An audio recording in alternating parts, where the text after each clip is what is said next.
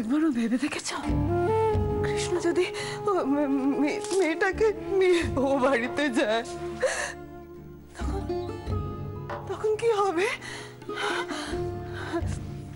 তখন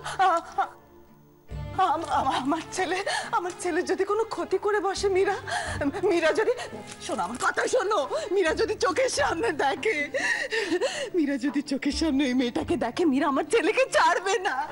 মীরার মাথা ঠিক নেই তো, রাগের মাথায় মীরা যদি আমার ছেলের কোনো ক্ষতি করে বসে, আমার ছেলের গায়ে যদি একটা আঁচড়ও লাগে তাহলে কিন্তু আমি তোমাদের কাউকে ছাড়বো না। আমি তোমাদের কোনোদিন ক্ষমা করবো না, আমি কাউকে ক্ষমা করবো না। মিষ্টি মা, কেন তুমি এমনি করছো বলো তো? জেঠুমনি, আমরা তো কেউ কিচ্ছু জানি না যে ছোটদা ভাই এরকম একটা কাজ করবে, তাই না? তুমি চিন্তা করো না, ছোটদা ভাই ভালো থাকবে। কুসুম থাকতে ছোটদা ভাইয়ের কোনো ক্ষতি কেউ করতে পারবে না। মিষ্টি মা, তুমি এমনি করো না।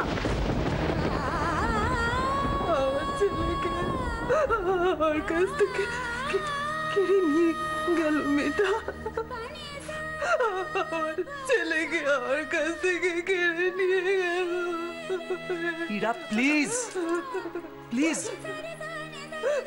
একটু ভেবে বলো যা বলছো। কেউ তোমার ছেলেকে কেড়ে নিয়ে যায়নি। আর তাছাড়া আমরা সত্যিই জানি না যে কিশোর কুসুমকে নিয়ে কোথায় গেছে। আমার ধারণা ওই বাড়িতে যায়নি, হয়তো অন্য কোথাও গেছে। আর তাছাড়া কুসুম অসুস্থ, কিশোরী কুসুমকে নিয়ে কোথাও গেছে কুসুমের ভালোর জন্য। এটা প্লিজ শান্ত হও, মনে করে দেখো কিশোর এখানে দাঁড়িয়ে কি বলেছিল। খুব স্পষ্ট করে বলেছিল যে আমাদেরকে ওই বাড়িতে ফিরিয়ে নিয়ে যাবে ও। ঠিক আছে, তুমি আমাকে আর একটু সময় দাও বাবা, আমি তোমাকে কথা দিচ্ছি তুমি ওই বাড়িতে মাথা উঁচু করেই ঢুকবে। ছেলেটা জেদটা পেয়েছে আমার মতো, ওর কথা রাখবেই।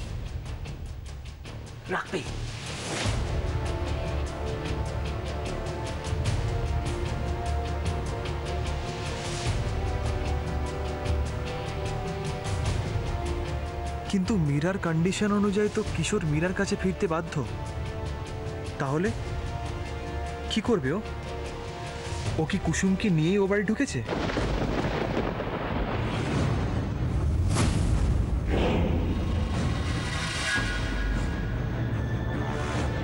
আর তুই ভালো মানুষের নাটক করে কখনো কারোর ভালো মেয়ে, ভালো বোন, এমনকি অর্ক, আমার ছোটবেলার বন্ধু অর্ক, তাকেও তুই আমার কাছ থেকে সরিয়ে নিয়েছিস।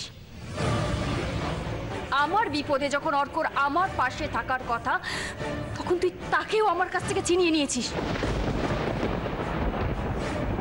সবকিছু এক এক করে তুই সবকিছু আমার কাছ থেকে ছিনিয়ে নিয়েছিস।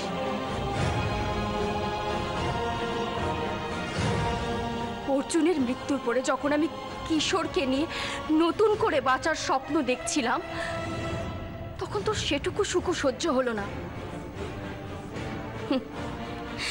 আমি যাকে শুই বলে কাছে টেনে নিয়েছিলাম, সেই কিনা রাতের অন্ধকারে একান্তে আমারই স্বামীর সঙ্গে সময় কাটাতে। অনেক হয়েছে, আর একটা কথাও তুমি বলবে না।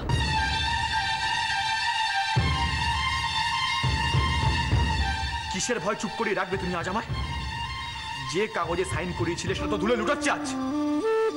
আর তুমি তোমার ওই নোংরা কথাগুলো বলে আমাকে আটকাতে পারবে না মীরা।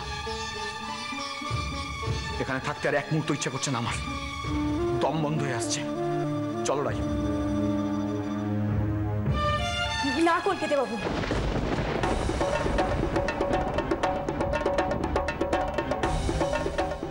কাগজটা আমি ছিঁড়ে ফেলেছি ঠিকই, কিন্তু তোমার অনিচ্ছা সত্ত্বেও কিছু টাকার বিনিময়ে মীরা দিদিরে তুমি যে কথা দিয়েছো সে কথার অমান্য হোক, সেটা আমি চাই না।